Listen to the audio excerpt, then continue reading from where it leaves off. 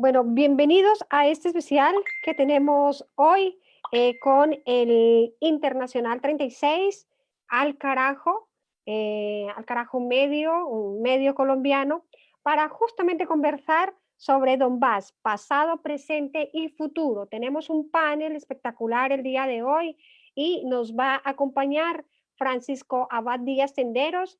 Nació en Moscú, hijo de comunistas republicanos llegados a la Unión Soviética, y también miembro del movimiento anti-OTAN y Comité de Solidaridad. Bienvenido, Francisco. También nos va a acompañar Benjamín Gutiérrez, licenciado en Geografía e Historia de la Facultad de Oviedo. Fue representante estudiantil en la universidad, es dirigente y miembro del Comité Federal del PCE. Bienvenidos, ¿cómo están? ¿Qué nos cuentan? Y a este espacio también o recibimos a Francisco Noguera, miembro del colectivo de periodismo independiente portugués. ¿Cómo están, muchachos? Quiero saber si me escuchan bien. Te escuchamos perfecto y nada, por mi parte encantado por esta invitación y esperando pues debatir y aportar a la solidaridad con Donbass. Genial. Vamos a iniciar este panel con estos oradores que nos van a ampliar el panorama de lo que está sucediendo justamente con Donbass. Me gustaría saber si tenemos audio, por supuesto, de Francisco Abad.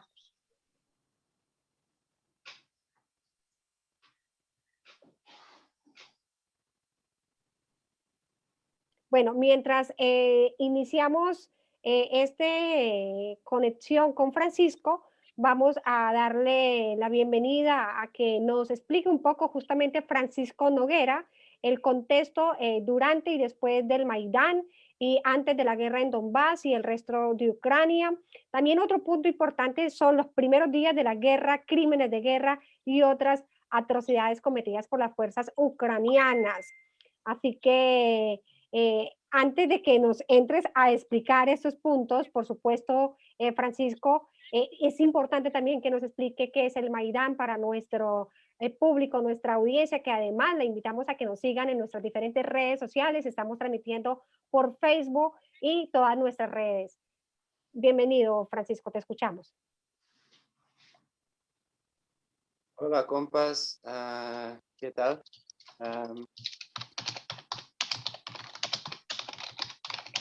Quería confirmar con el equipo técnico que parece que algo pasa con la transmisión en el evento. No sé si estamos verdaderamente en vivo. Sí, estamos en vivo, han sonado perfectamente las transmisiones, sin embargo vamos a corroborar que sea efectivamente así. Sí, estamos. Venga. Estamos transmitiendo, entonces nuevamente para estos espacios que estamos, es importante decirle a la audiencia que nos escucha que esta iniciativa surge con la intención de dar a conocer qué es lo que está sucediendo en Donbass y para eso pues estamos aquí con los especialistas. Bienvenido, te escuchamos, Noguera. Vale, entonces, tardaría un montón para poder explicar verdaderamente que el Maidán, no necesitaríamos un debate entero sobre esto, pero bueno, son las protestas que empiezan en noviembre de 2013 de gente que está cabreada por el cambio de dirección que el presidente Yanukovych había hecho con las negociaciones para el acuerdo con la Unión Europea. Entonces empieza en noviembre y justamente un montón de gente, imagino que de muchos contextos diferentes, se suma a las protestas. hay que aclararlo que no eran todos nazis, como alguna propaganda por ahí intenta pasarlo, pero sí que fuerzas de extrema derecha estaban como liderando las protestas, y estas fuerzas eran principalmente Svoboda y el sector derecho a una fase ah, am, más adelantada de las protestas. Y entonces en febrero, ahí 3 meses después del principio de las protestas, ah, todo se vuelve muy, muy violento. am, y, y estos grupos de extrema derecha tienen un papel súper importante en esta confrontación violenta con las fuerzas de represión del Estado. Am, Hay que decir también que oficiales de Estados Unidos han participado varias veces en momentos de estas protestas, como Victoria Nuland, secretaria del gobierno de Estados Unidos, y el senador John McCain, que los dos han estado ahí, y John McCain ha incluso discursado en la plaza, en las protestas, al lado del líder del partido de extrema derecha, Svoboda. Y ahí estaba todo había mucha violencia, ya empezaba a haber muertes de las dos partes, de los manifestantes y de la policía. Y se llegó a un acuerdo entre supuestamente los líderes de las protestas y representantes de gobiernos occidentales como Estados Unidos y Alemania, y el gobierno de Yanukovych, para llamar elecciones adelantadas. Y a pesar de este acuerdo, la violencia continuó subiendo de nivel, hasta que el presidente Yanukovych tuvo que salir que ha decidido salir de Ucrania y refugiarse en Rusia.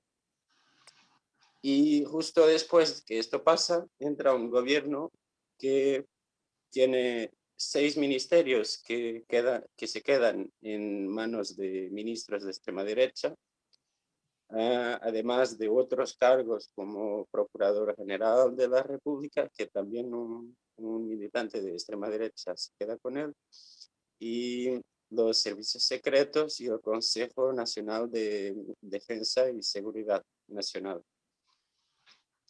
Y estos grupos de extrema derecha ucraniana, nacionalistas ucranianos, tienen un fuerte discurso pues nacionalista ucraniano, lo que significa que son contra, por ejemplo, la utilización de la lengua rusa como lengua oficial, siquiera de provincias de Ucrania,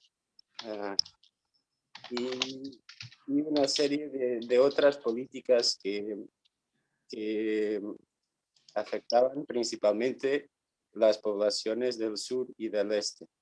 Y empiezan un montón de protestas contra el Maidán y contra la tomada de poder por estas fuerzas de extrema derecha, que en el principio, pues en febrero, en marzo, eran esencialmente ocupaciones de edificios gubernamentales, pues con protestas, a veces con barricadas, y pues más o menos lo mismo que habíamos visto un par de meses antes con las protestas de Maidán en Kiev. Pero estas protestas en Kiev del Maidán tuvieron una cobertura mediática al occidente que fue increíble, como se hablaba de del pueblo que luchaba por democracia y libertad y no sé qué, aunque fueran protestas súper violentas. Y cuando fueran las poblaciones del sur y del este a salir a la calle contra el Maidán, pues no tuvieran ningún tipo de atención acá en el occidente. Lo que, pues el conflicto fue subiendo hasta que en el 14 de abril la, el nuevo gobierno en Kiev decidió empezar una operación militar, como le llamaban, y terrorista. Y entonces quería decir un par de cosas sobre estos primeros días. El 14 de abril, las fuerzas ucranianas toman la base aérea de Kramatorsk en la provincia de Donetsk. Y justo en el momento que lo hacen, hay centenares de personas locales que van a rodear la base aérea para recusar que los militares utilicen la fuerza contra las poblaciones locales. Sí que había gente de nacionalidad rusa y es probable que agentes secretos o lo que lo quieran llamar de Rusia que pudieran estar presentes, pero el Guardian, y esto es importante, ¿no? Que ahora que hablan, parece que un montón de cosas no han pasado, pero en este momento Guardian, por ejemplo, estaba allá, estaba noticiando y cuenta cómo la mayor parte de la gente era gente local que estaba actuando por su propia cuenta, y estoy citando el artículo, que les movía el odio al nuevo régimen en Kiev. Han bloqueado la base aérea con una barricada y tenían cócteles Molotov listos para incendiar la barricada en el evento que intentasen los militares salir para atacar algo ahí. Una de las personas que estaba en la barricada dice al Guardian: no quiero una Ucrania dividida, no quiero dar nuestra tierra a Rusia, quiero un referendo porque no podemos trabajar con este régimen de ninguna otra manera. En estos días también intentan salir de otras bases militares, columnas de tanques ucranianos, ahí en esta área entre Kramatorsk y Sloviansk, son parados por población local en los pueblos que, que bloquea el paso a los militares y que no quiere guerra.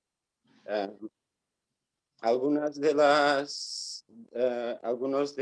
los soldados tienen que dar las municiones o armas a la población para volver a la base. Otros simplemente la población les deja irse allá. Al mismo tiempo, cerca de Sloviansk estaban también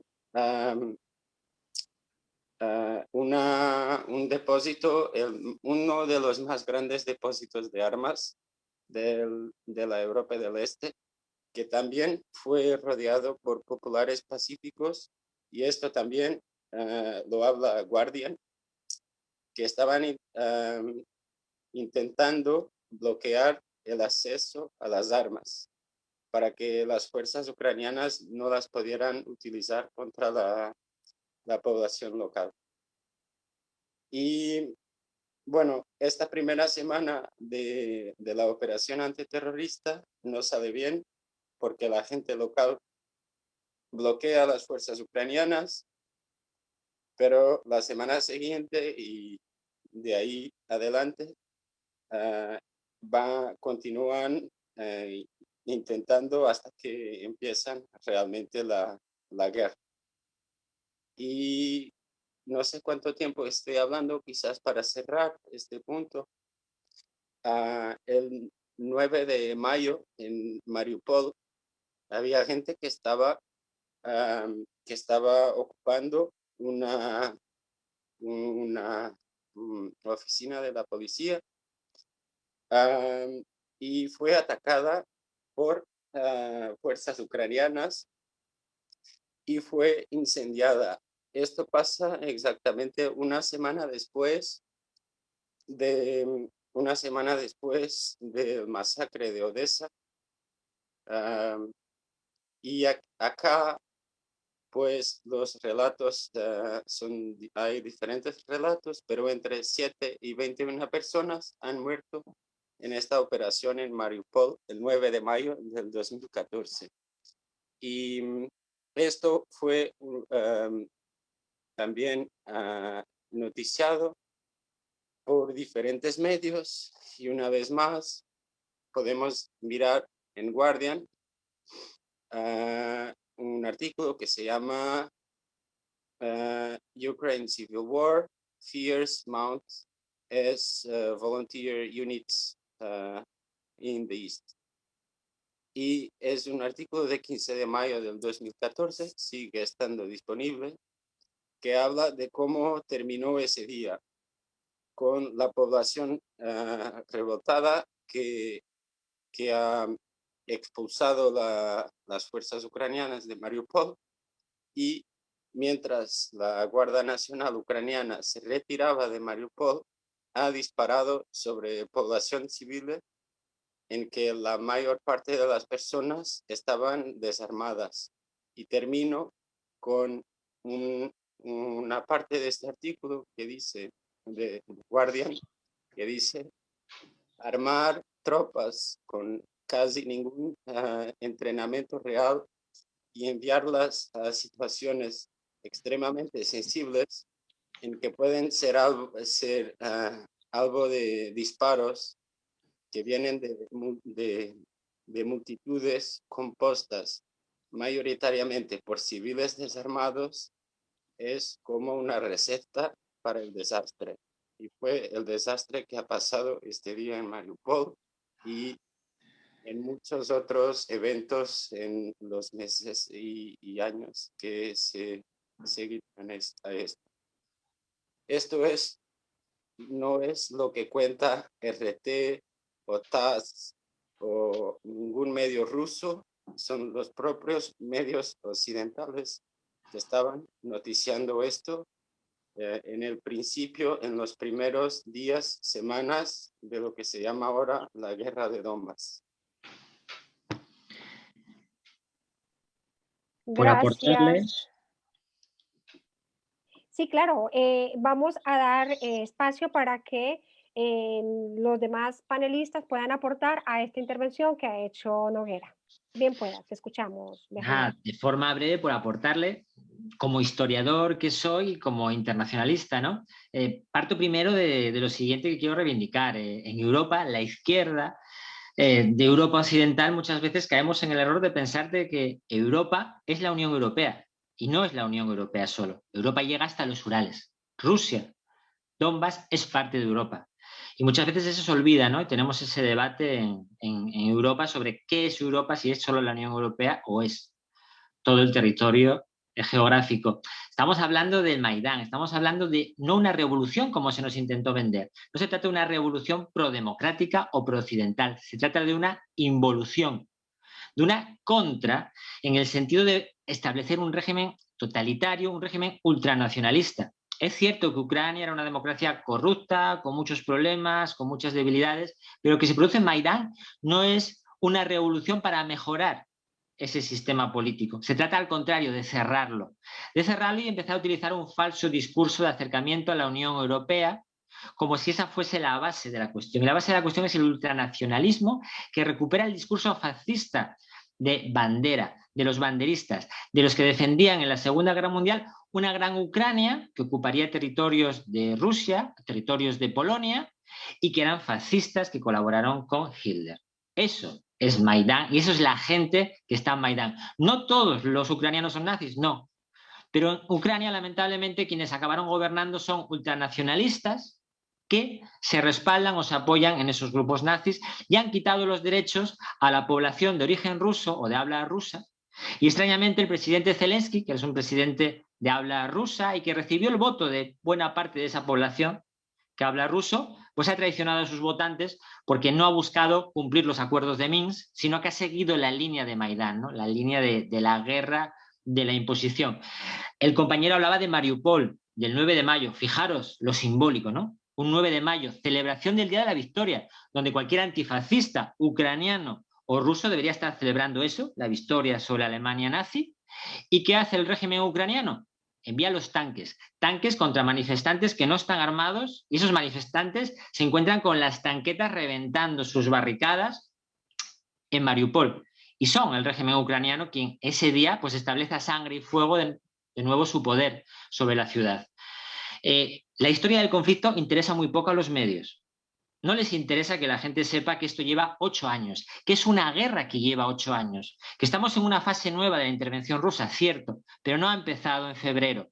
Son 8 años de guerra, de bombardeos, de asesinatos, miles de muertos, y esos muertos los han puesto la población de Donbass, mientras la población de Kiev miraba para hacia otro lado.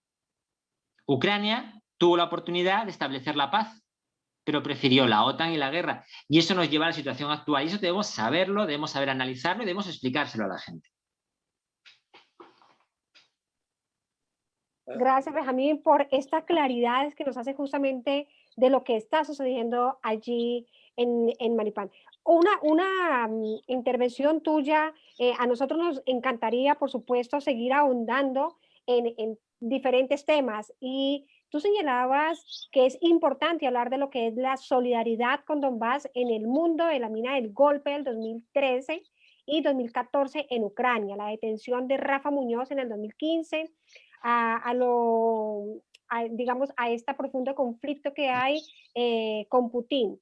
Y también la necesidad de esa agitación antifascista que se ha extendido en los diferentes canales informativos, ¿no? Como para que nos explique un poco todo este panorama que nos señalas en los puntos de exposición. Asturias, yo soy de Asturias, y Asturias es la principal región minera, minería del carbón, aunque lamentablemente ya queda muy poco, pero sigue extrayéndose carbón y tenemos una rica historia del movimiento obrero. Y compartíamos eso con Donbass, esa historia de minería y historia revolucionaria. En Asturias se produjo la última revolución en Europa Occidental en 1934. Eso hace que cuando se produce el Maidán, cuando se produce Odessa, cuando se produce Mariupol, pues lógicamente 2013-2014 está de actualidad y vemos eso desde un punto de vista antifascista, porque los que somos antifascistas lo éramos con Donbass antes de febrero y después de febrero, y eso hay que reivindicárselo, decírselo a los antifascistas. Tenéis que seguir siendo solidarios con el Donbass, igual que lo fuisteis en 2014, cuando fueron atacados. Y entonces eso suscitó pues el interés, el estar al día, pero en 2015 nos encontramos con que uno de nuestros camaradas, Rafa Muñoz, que había acudido allí de brigadista internacional junto con otros camaradas españoles internacionales, a su regreso fue detenido. Fue detenido en Asturias, fue detenido en la comisaría de Gijón. Yo me encontraba entre la gente, es un camarada, es un amigo, y allí estábamos cientos de asturianos reclamando su libertad. Ese fue otro momento importante donde de repente las noticias de Donbass llenaron la prensa. Un camarada que había ido allí a luchar contra el fascismo, a la vuelta era detenido como si fuese un terrorista. Llama la atención sobre todo ahora, ¿no? Cuando hay neonazis que van a Ucrania con el permiso de los estados respectivos y a través de las embajadas de Ucrania, ¿no? Pero en aquel momento a Rafa Muñoz se le detuvo y fue portada. Continuó esa solidaridad. Yo creo que durante años las imágenes, siempre el respaldo, seguir las actividades que se realizaban allí por parte de los camaradas que allí están o por grupos como Banda Basotti, ha sido señas de identidad del antifascismo, pero ahora nos encontramos con que en febrero se produce una intervención rusa, una nueva fase, reciben ese apoyo, justo antes de ser atacados nuevamente, cuando se esperaba una invasión ucraniana al Donbass, Rusia acude en apoyo, y de repente parece como que muchos de los antifascistas dicen, ah, no, esto es la guerra de Putin, esto es una guerra imperialista, yo no lo puedo apoyar. Eso hay que desmentirlo. No es cuestión, como dicen algunos, de que Ucrania tiene derecho a defenderse. No, Ucrania es la agresora durante 8 años. Y cuando los camaradas del Donbass deciden defenderse, tienen la suerte de que reciben un apoyo externo. ¿Cómo van a rechazar ese apoyo? Lo necesitan. Quizás algunos preferirían que Donbass hubiese sido atacado, hubiesen sido masacrados, y ahora sí que en todas las redes veríamos a gente diciendo paremos la guerra en el Donbass. Nosotros, o el grupo al que yo pertenezco, defendemos la paz. Defendemos que Ucrania y Donbass deben vivir en paz. Pero para eso Ucrania debe dejar de disparar sus cañones. Hoy mismo han bombardeado Donetsk. Están bombardeando zonas civiles continuamente. Matan niños, les da igual a quién le están disparando con sus cañones. Por lo tanto, no es el derecho de Ucrania a defenderse, es el derecho de todos, los de Donetsk, los de Kiev, a vivir en paz, en base a acuerdos. Ahora estamos en una fase de intervención. Lamentablemente la entrada en la OTAN, su papel asesorando, armando, dirigiendo operaciones, no nos engañemos, dirigen operaciones desde la OTAN, desde Gran Bretaña, desde Estados Unidos, está complicando un conflicto donde en un primer momento se podía haber llegado a una paz, a una tregua, ojalá se llegue pronto, pero no como una fase de parálisis para seguir en guerra durante años, que es lo que está reclamando el gobierno de Kiev, sino para que los pueblos de Ucrania puedan vivir en paz y se respete la decisión de cada uno. Yo creo que esa es la base en la que trabajamos, en la que trabajo, y es una forma de que la gente visualice que tenemos que apoyar al Donbass, apoyar esa paz, pero que lógicamente tienen derecho a defenderse.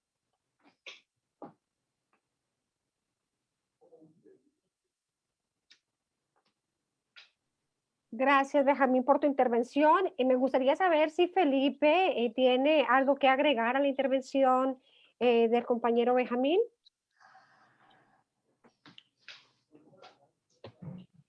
Yo sí puedo, me gustaría añadir algo. Pues yo creo que desde mi perspectiva, esta guerra no va a solucionar nada para el Donbass. Y la población del Donbass en este momento está también sufriendo ahora con los bombardeos rusos, con los bombardeos ucranianos, igual como desde hace 8 años. Pero a mí personalmente, y quería dejarlo claro en este debate, que no me parece que la intervención de Rusia se pueda poner en la misma línea de la resistencia en el Donbass desde el 2014. Y pues sobre la situación en el Donbass, en mi próxima intervención voy a hablar un poco también de lo que me parece que no fue así tan bueno desde las autoridades locales para la población en estos últimos 8 años. Pero dejo esto por acá y cuando sea mi turno retomo.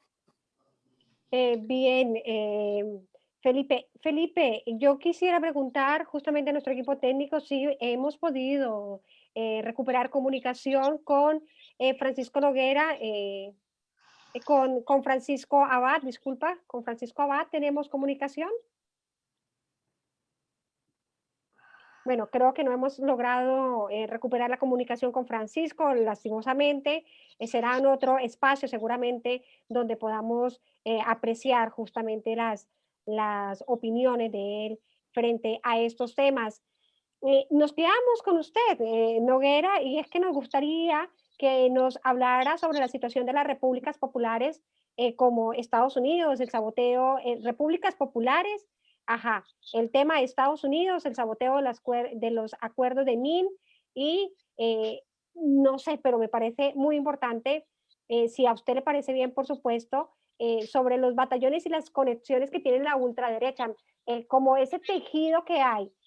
¿Cómo está el tejido de esos batallones allí funcionando? Y esto como para que nuestra audiencia conozca bien todos los operativos, cómo es que ellos hacen para llegar a ciertas localidades y puedan de alguna u otra manera resistir. Y lo digo resistir porque sé que hay un enfrentamiento, hay una persecución, hay una estigmatización que sufre la población.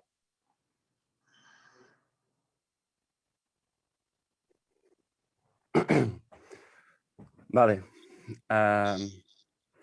Entonces, justo tenemos este principio de la guerra Y lo que estaba hablando Benja sobre la solidaridad con Donbass, la solidaridad internacionalista que estuvo pasando, y me gustaría enfocar un punto que es estas caravanas internacionales al Donbass con Banda Basotti y otros grupos que fueran ahí y que estuvieran, creo que 2 veces, por lo menos una vez, en un foro de solidaridad internacional en Lugansk. El foro de 2015 se celebró en un pueblo que no sé cómo se lee, pero Alchevsk, algo así. Se realizó allá con representantes de grupos y movimientos de diferentes partes de Europa y del mundo. Y justo esto fue en el 8 de mayo del 2015, y justo después de que se realizó el foro, que lo han intentado, esto según comunicados del propio foro, que la organización del foro ha enfrentado algunas dificultades y desafíos para lograr concretizarlo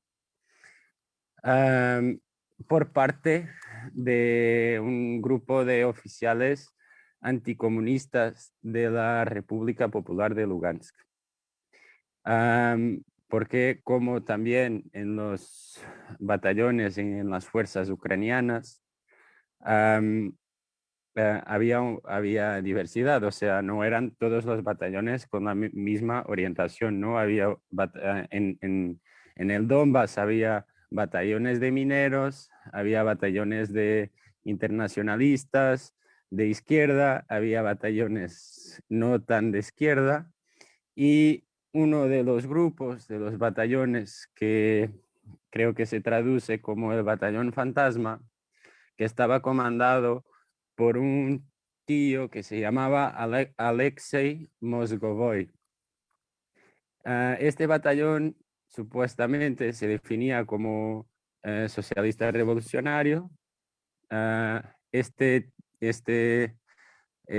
tío Alexei Mozgovoi tiene varias cosas un poco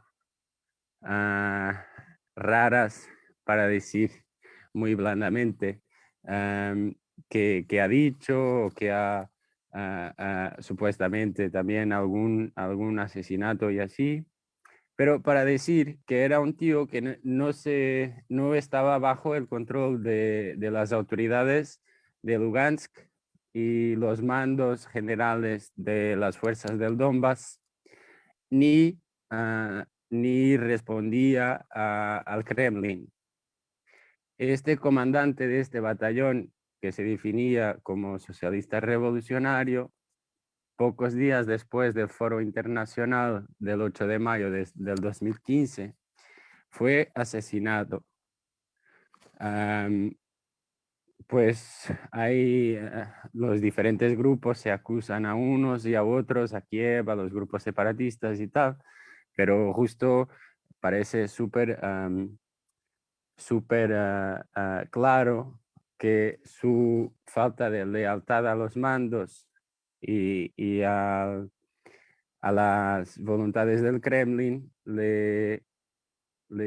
pues producí su muerte justo pocos días después de este foro internacionalista. Y quiero decir esto porque esto se podía leer en estos momentos en una página de Facebook que se llama Donbass International Forum, que justo las últimas publicaciones son sobre el Foro Internacional de Solidaridad Internacional en Lugansk, las dificultades enfrentadas por ellos y la muerte de Alexei Mozgovoi.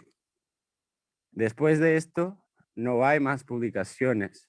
O sea, ahorita voy a hablar de los batallones ucranianos, de sus crímenes de guerra, pero hay que decir también que en Donetsk y Lugansk, desde el 2015 por lo menos, que las organizaciones que no aceptaban las autoridades autoproclamadas han sufrido organizaciones, periodistas, personas, incluso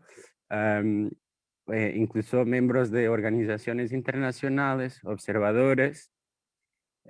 Hay múltiples situaciones de detención ilegal, de ejecuciones.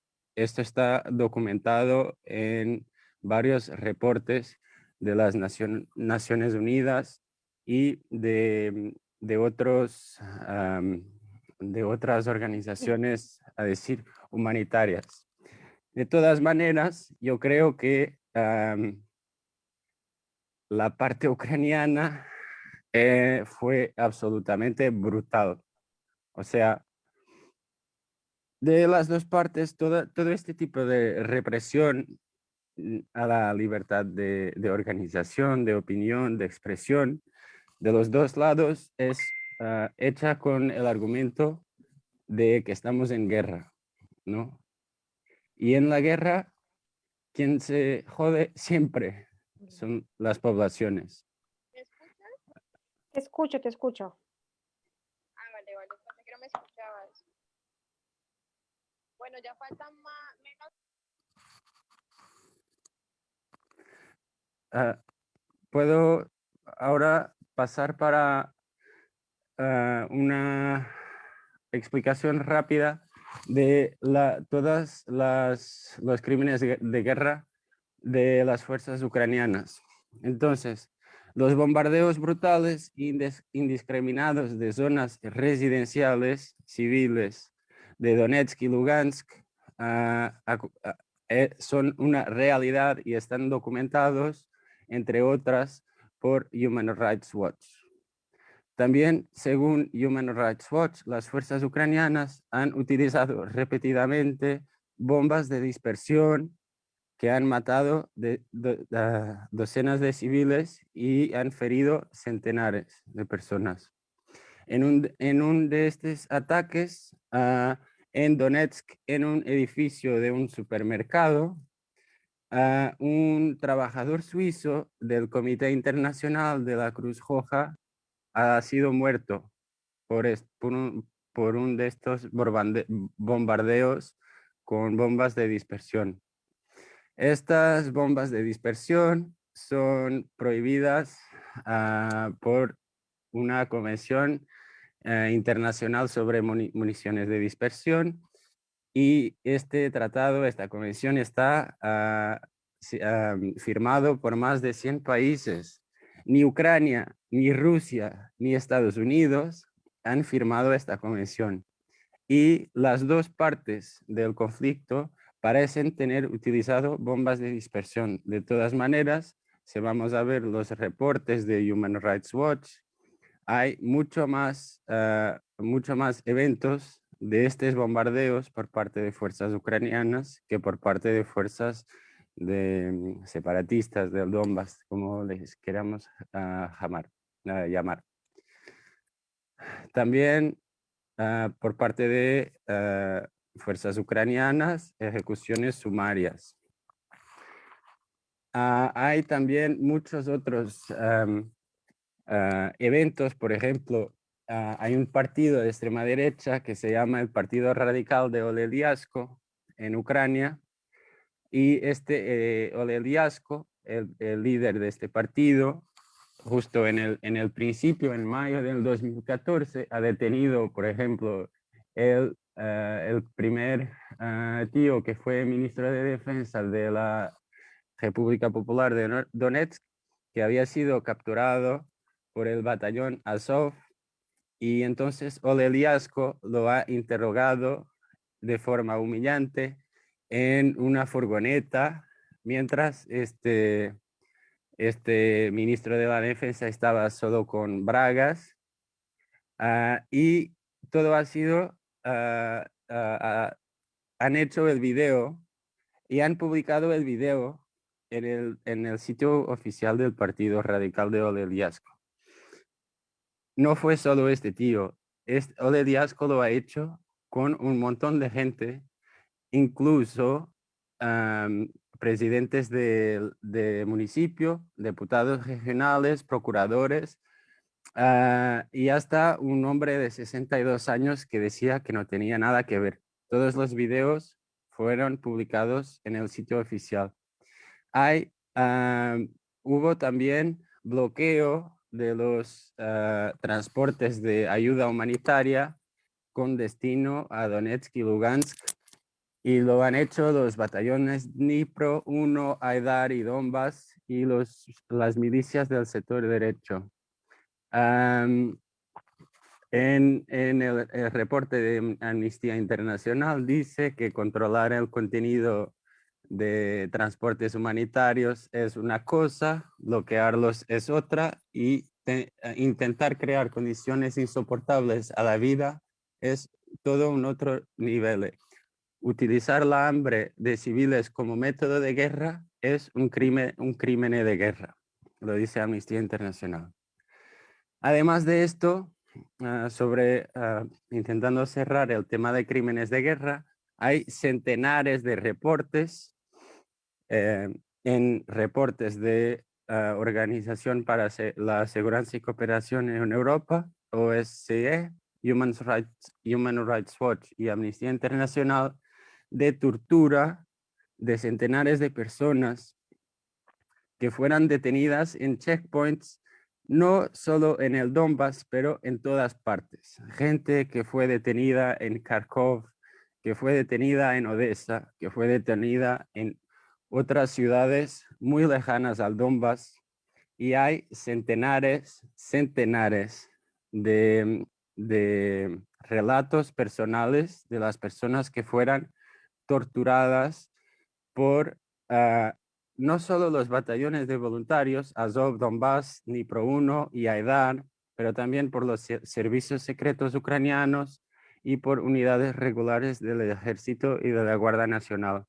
En el reporte de OSCE se dice que la utilización amplia de tortura y el hecho de que es aplicada de forma sistemática es una prueba de que la tortura es una estrategia institucional de las instituciones ucranianas y fue autorizada por su lideranza.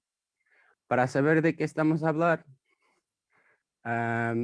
las torturas fueran, por ejemplo, hacer los prisioneros caminar sobre campos de minas, han utilizado waterboarding, han hecho a las personas quedarse horas o días con bolsas de plástico en sus cabezas, han encenado fusilamientos disparando al lado de las cabezas de las personas o a sus pies, y han amenazado torturar, violar, decapitar o ejecutar familiares o entregarlos a miembros del sector de derecho. Esto era una amenaza muy fuerte. Entonces sabemos que personas que estaban siendo torturadas tenían miedo de terminar en las manos de gente del sector de derecho. Y todo esto con el objetivo de aterrorizar a los prisioneros y forzarlos a firmar documentos o grabar vídeos que admitían su participación en fuerzas separatistas o colaboración con servicios secretos rusos.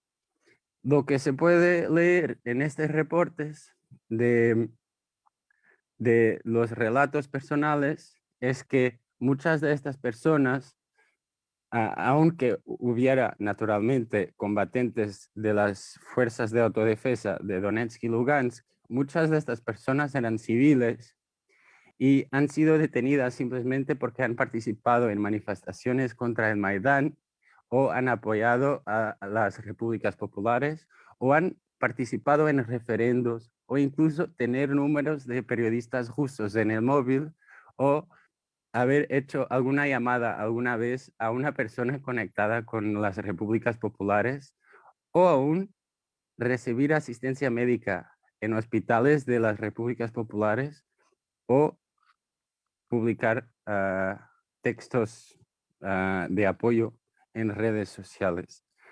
Todos estos reportes de estas organizaciones están disponibles en Internet y en las próximas semanas vamos a publicar en guillotina.info un artículo bien extenso con todos estos enlaces para que se pueda, para que la gente pueda tirar sus propias conclusiones. Si las fuerzas de la DPR y de la LPR han cometido también crímenes, pero lo que han hecho las fuerzas voluntarias, irregulares y servicios secretos y todo que están a mando de Kiev es absolutamente increíble para el siglo XXI.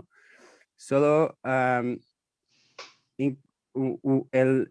líder del batallón Aidar, al investigador de Amnistía Internacional que estaba investigando justamente los crímenes de guerra del batallón Aidar, el comandante de Aidar ha dicho a este investigador de Amnistía Internacional que esto no es Europa, que si queremos podemos simplemente ponerte una bolsa de plástico en la cabeza y nadie te va a ver nunca más, porque ahora aquí estamos en guerra y los procedimientos están simplificados.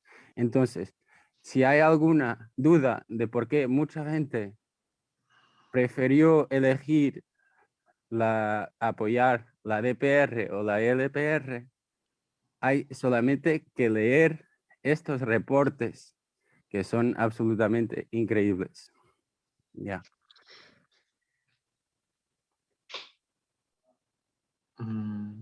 Andamos de tiempo, me plantean que andamos escasos de tiempo, entonces voy a entrar directamente un poquitín que me han pedido al tema.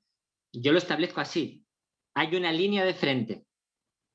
A un lado, el comunismo es ilegal, a otro lado no. Hay una línea de frente. A un lado se respetan las tradiciones de la Gran Guerra Patria, de la lucha contra el fascismo y el nazismo y la Unión Soviética. A otro lado no. Y cuando hay una línea de frente, o estás en una parte o estás en otra. El Partido Comunista de la Federación Rusa, que debería ser para los comunistas nuestra referencia en ese territorio, lógicamente, lo que plantea es que Putin es el que ha cambiado de postura. Ellos eran los que planteaban que había que dar un mayor apoyo a la gente de Donbass y de Lugansk, y es Putin quien ha cambiado de postura, no el Partido Comunista de la Federación Rusa. Yo no quiero tampoco dejar de recordar, con el tema de la violencia en todos estos años, los atentados a Gigi y a Motorola. Estamos hablando de los atentados que Ucrania organizó contra dirigentes de las milicias del Donbass. Cuando estamos hablando del tema del nazismo, es un tema que genera mucho debate en las redes, si hay fascistas en ambos lados, que si Wagner, que si Azov. Esa es quizás la diferencia. Azov es un batallón nazi que es parte del Estado y del ejército ucraniano, porque es el Estado quien les paga, es el Estado quien les arma, con asesoramiento internacional, entrenamiento de Canadá, de la OTAN. Por lo tanto, son una fuerza parte del Estado. Claro que en España hay fascistas en el ejército, todos lo sabemos, tatuajes, imágenes. ¿Eso significa que hay unidades fascistas en España en el ejército? Como tal, no. Pero en Ucrania sí, esa es la diferencia. Wagner no es un batallón, hay gente que lo llama batallón, no es un batallón. Wagner es un grupo de mercenarios que va con el mayor postón y que tienen una ideología de ultraderecha y que son rusófonos. Sí, hay mercenarios israelíes ahora mismo combatiendo en Ucrania contra el Donbass, hay mercenarios canadienses, norteamericanos. Por lo tanto, una cosa es los mercenarios, que los hay en ambos bandos, cierto, y otra cosa es la existencia de batallones como parte de un Estado y que son parte de esas fuerzas armadas. Eso es lo que sucede en Ucrania. Cuando estamos hablando de desnazificar, estamos hablando de acabar con unas organizaciones militares, como en el caso de Azovstal, donde los que se rendían, solo tenéis que ver los vídeos, ver las imágenes de los tatuajes, ver cómo ahora ellos cuentan que esos tatuajes satánicos, pues es un tatuaje que le gustó de juventud, todos son cocineros, todos hacían ayuda humanitaria, pero claro, cuando se investiga el nombre, cuando se ve el dato, nos encontramos con que es gente que ha torturado prisioneros, gente que ha hecho también represión sobre población civil. ¿Os imagináis? Mariupol, 8 años ocupado bajo dominio militar del batallón Azov, un batallón nazi. Cuando se habla del Stalingrado ucraniano, yo lo plantearía al revés. Imaginaros que en Stalingrado en un primer momento hubiesen ganado los nazis y que la Unión Soviética hubiese tardado 8 años en liberar Stalingrado. Porque la población de Mariupol no quería el batallón Azov. La población de Mariupol quería la paz. Pero cuando Kiev no les dio esa paz, la población de Mariupol se levantó pacíficamente. El batallón Azov, por lo tanto, son nazis. No se les puede justificar. Pedir, como se está pidiendo por parte de gobiernos occidentales de la Unión Europea, su libertad por razones humanitarias, países que fueron ocupados por el nazismo, es un insulto a la propia historia de sus países. De Francia, por poner un ejemplo. Por lo tanto, yo creo que hay que ser muy claros. Yo animaría a la gente en el tiempo que nos queda, porque creo que nos queda muy poco tiempo del directo, a informarse, como dice el compañero, sobre Donbass, buscar en las redes sociales, buscar información, leer vídeos, pero sobre todo, en esa información de la actualidad, trasladarla. Hay que hacerle llegar a la gente, hay que romper el bloqueo mediático, esa verdad única, donde no se puede opinar en los medios de comunicación, donde en España vemos como que de repente, si un invitado a un programa de televisión, pasa con muchos militares veteranos españoles que no son precisamente de izquierdas, si ese militar empieza a opinar, poner en duda a Ucrania en el conflicto, la verdad ucraniana o la derrota de Rusia, o que esto sea una guerra de Putin, cuando, aunque Putin no existiese, esta guerra existiría igual, ese tertuliano desaparece. Tenemos que hacer llegar la información, compartirlo en nuestras redes, crear comités de solidaridad, hacer llegar al mayor número de gente posible, porque nos enfrentamos a una crisis a nivel mundial y tenemos que evitar, como comunistas, yo planteo que hay que evitar, como siempre lo hicimos, una posibilidad de una guerra nuclear en el mundo, que sería la destrucción de la humanidad. Y están jugando a eso. Están jugando a crear el ambiente para llegar a esa tercera guerra mundial. ¿Y eso cómo lo podemos parar?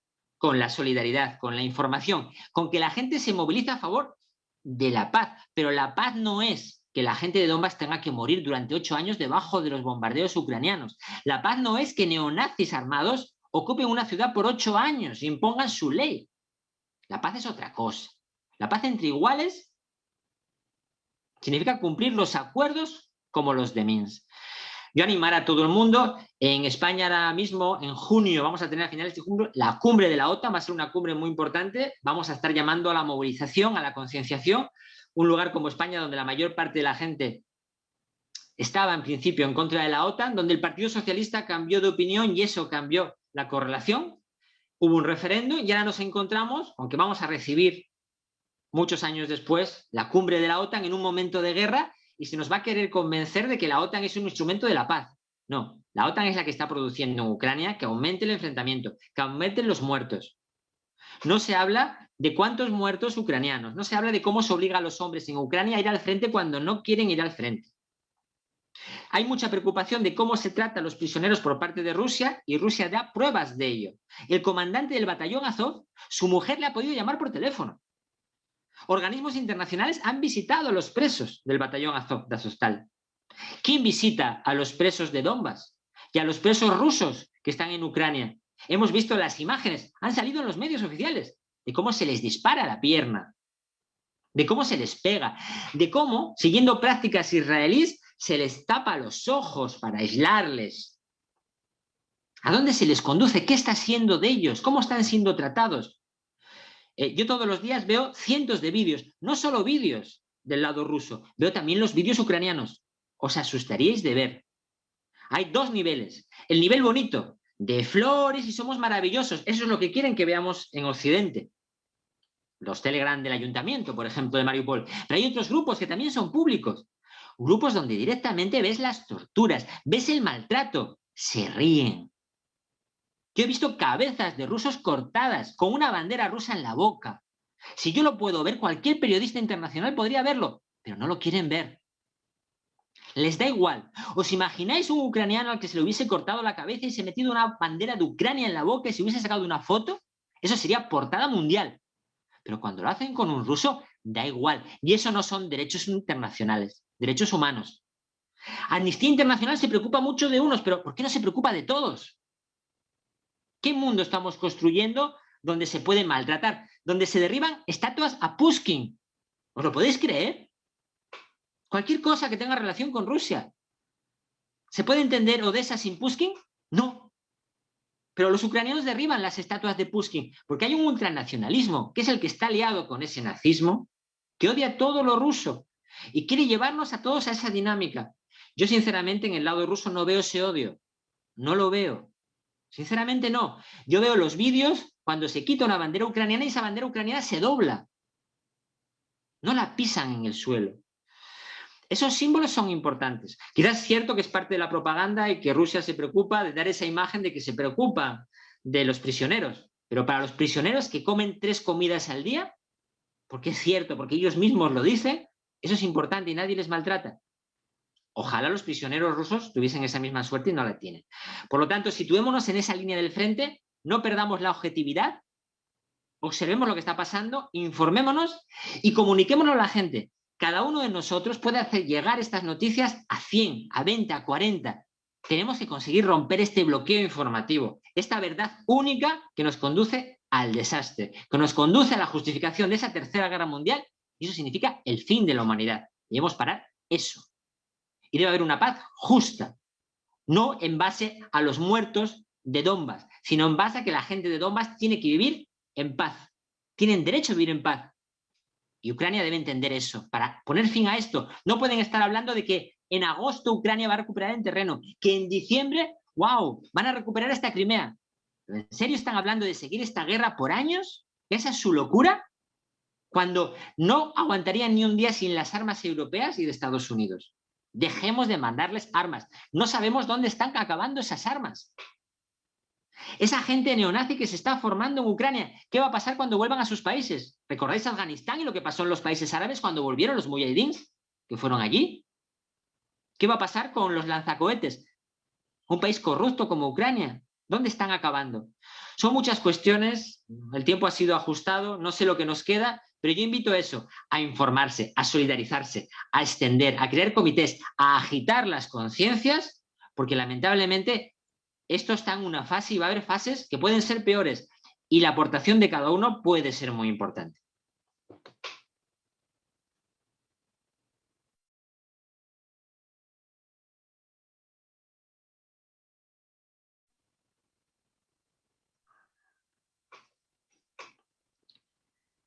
No sé si seguimos en directo, ¿no? O la compañera. Pues claro, estamos con las elecciones en Colombia. Claro, la gente no se da cuenta, esto es un debate entre Colombia y Europa. Por lo cual, claro, tenemos diferentes horarios, diferentes puntos de vista, porque también es diferente. Yo también eso lo entiendo. Yo siempre he dicho que en cada sitio hay que fijarse en el referente, ¿no? Y entonces, lógicamente, entiendo la situación. Sí, Y yo creo que hemos acabado, no sé. No, estamos en directo, sí. Yo podría añadir algunas cosas, pues podría dar mi opinión sobre algunas cosas que dijiste, pero prefiero enfocarme aquí en un punto o dos más que me parecen importantes para comprender que sí, que el Occidente estuvo involucrado hasta la punta de los cabellos, no sé si se dice así en español, pero aquí sí, en esto. Entonces, se han hecho los acuerdos de Minsk 1 y después de que han fracasado los acuerdos de Minsk 2. Francia y Alemania fueran las partes del lado occidental que han estado en estos acuerdos y que estaban a cierto punto, al menos en la teoría, intentando una solución pactada para el conflicto. Pues al lado de esto, claro que seguían apoyando al gobierno, al nuevo gobierno de Kiev, también porque el gobierno de Kiev estaba aplicando sus programas de de ajuste del Fondo Monetario Internacional, de empobrecimiento generalizado de la población, de austeridad, de privatización y todo eso.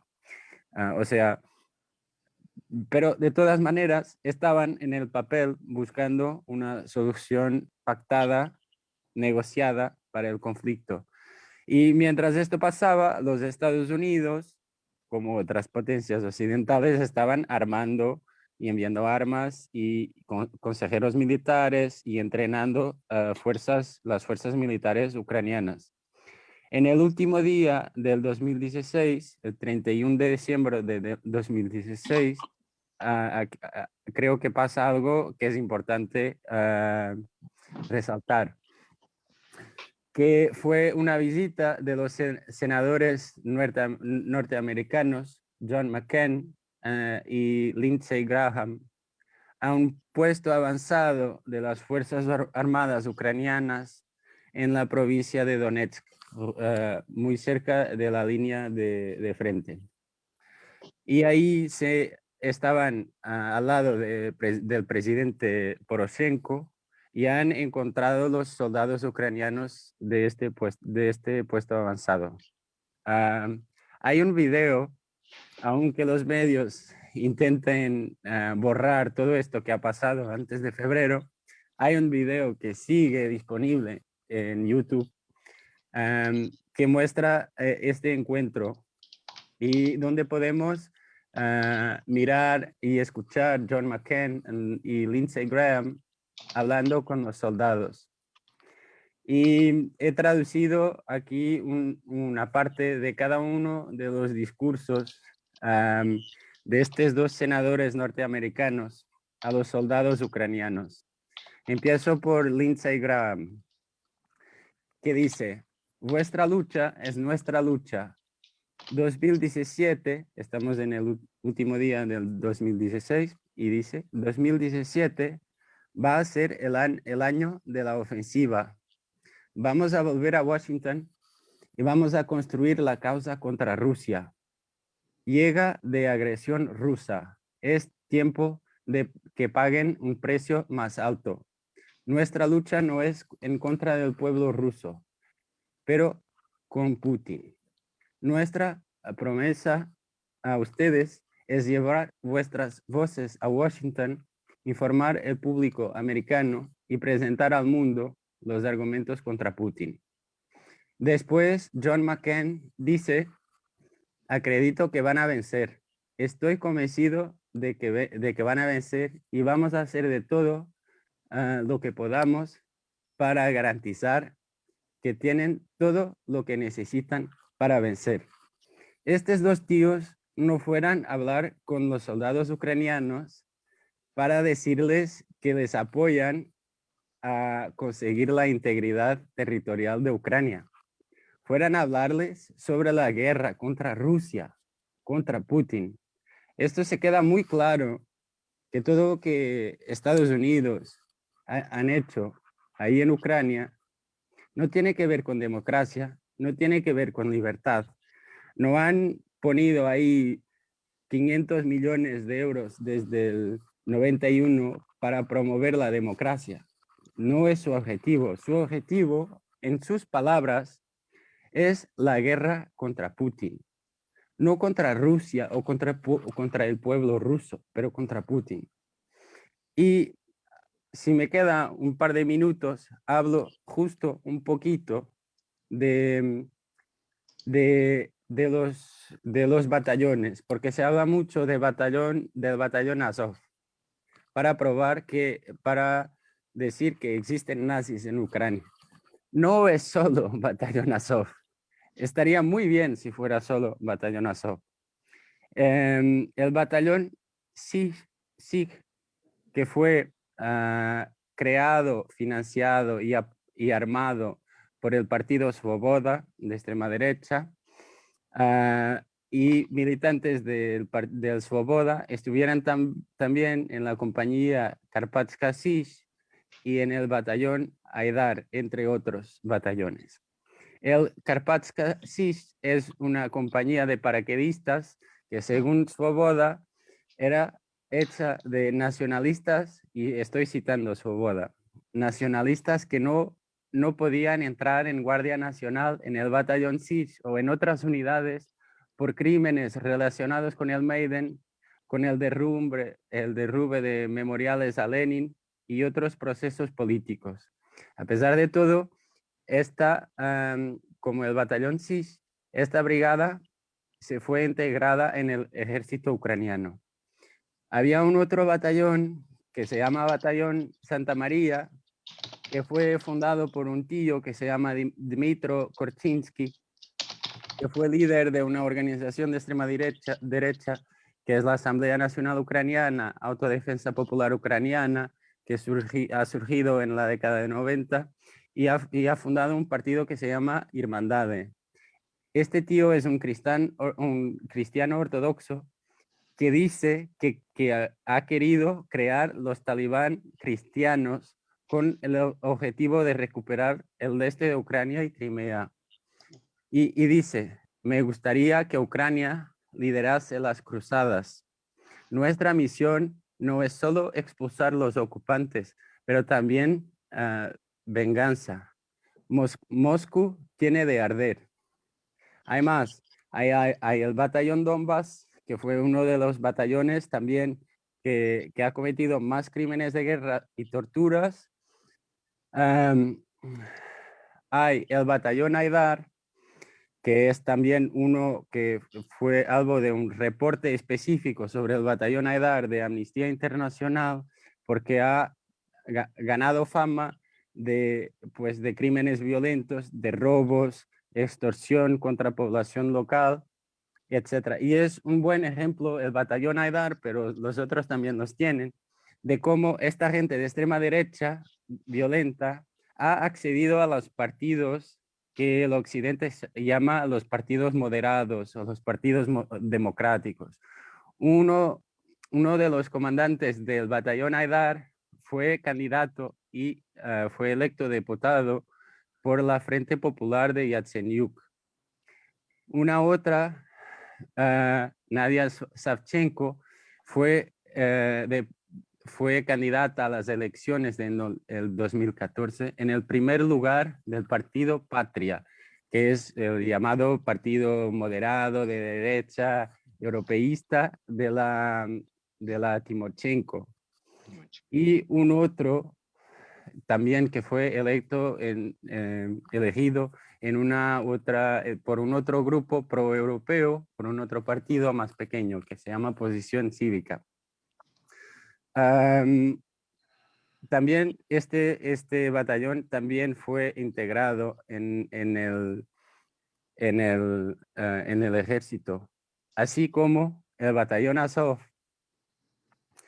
Y se podría hablar de un montón de otras personas que fueran elegidas, por ejemplo, en este partido Patria de la Timoshenko. No solo Savchenko del batallón Aidar, pero también un combatiente del batallón Azov, y en elecciones locales otros combatientes de otros batallones, como el Dnipro 1, que también es responsable de crímenes de guerra. Y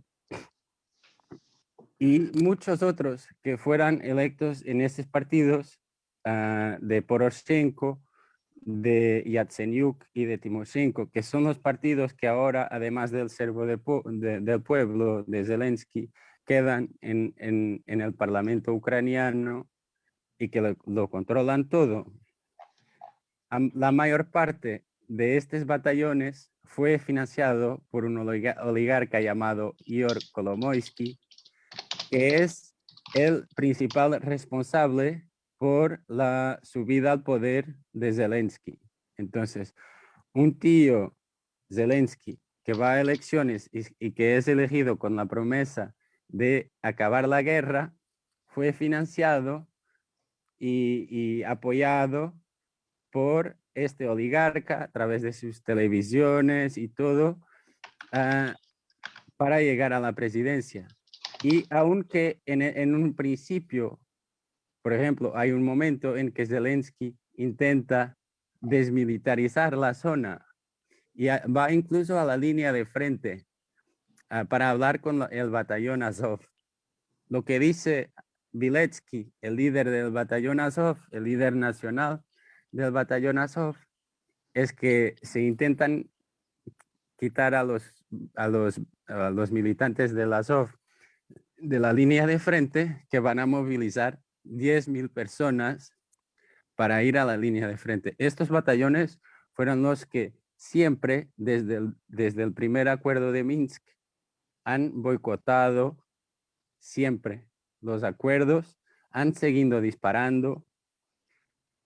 También del otro lado, seguro, en algunos momentos que hubo fuerzas disparando en contra de los acuerdos de Minsk, pero estos batallones ucranianos han repetidamente, constantemente desde el 2014, boicotado los intentos de paz negociada en el Donbass. Y Zelensky cuando se apercibió que no podía quitarlos de la línea de frente, pues se cambió a su lado, y desde ahí que hay fotos y mantener reuniones con diferentes líderes de extrema derecha, como el C-14, que es principalmente en Kiev muy fuerte y que es responsable de muchos pogroms contra población gitana. Es que podríamos quedarnos acá como 10 horas que no íbamos a poder hablar de todo lo podrido que fue estos 8 años, de todo lo que han cometido las fuerzas ucranianas en este proceso. Soy en contra de la guerra. No creo que la intervención militar rusa en Ucrania hasta Kiev sea una solución, pero es imposible seguir la guerra. Hay que sentar las partes y negociar la paz lo más pronto posible. Si no, la población del Donbass va a seguir entre los intereses del occidente y los intereses de Rusia. Y nadie les pregunta qué quieren ellos. Nada, me dicen desde la organización pues que vayamos cerrando. Es un primer debate, tenemos que mejorar temas técnicos. Falló uno de los compañeros por temas técnicos. Seguiremos organizándonos, mejorando. Estoy siguiendo también muy interesante el debate de la gente en el foro, ¿no? Tenéis que pensar, decís, no, es que la gente no quiere saber, la gente pasa. Sí, pero cuando sube la gasolina, cuando suben los precios, cuando sube la cesta de la compra, ¿hasta cuándo van a poder engañar a la gente diciéndole que Putin nos ha subido la gasolina? No, la gente va a llegar a un momento que va a reaccionar, ¿no? Y tenemos que estar preparados para que eso no sea recogido por el fascismo, precisamente en España, donde hay un auge del fascismo, sino que desde la izquierda. Por eso a la izquierda debemos de dar el paso, volver al discurso antifascista, no caer en la trampa de la guerra de Putin, sino analizar la situación, explicarla y buscar esa postura en contra del envío de armas, en contra de la guerra que plantea la OTAN. Eso es lo que tenemos que plantear. Habrá más debates, seguiremos organizándonos. Hay que recordar también que hoy estamos con Petro y con Francia, que es nuestro gran objetivo, hoy nuestra gran esperanza, lo que va a pasar en Colombia en unas pocas horas, que Colombia cambie por fin, ¿no? Que Colombia tenga una oportunidad para la vida y para la paz. Pues lo mismo, también lo queremos para Ucrania algún día. Lamentablemente ahora mismo en Ucrania estamos en la fase de la guerra, ¿no? Pero es eso, ánimo Petro y Francia, y nada, despedirnos, muchas gracias y intentaremos mejorar para la próxima vez. Gracias.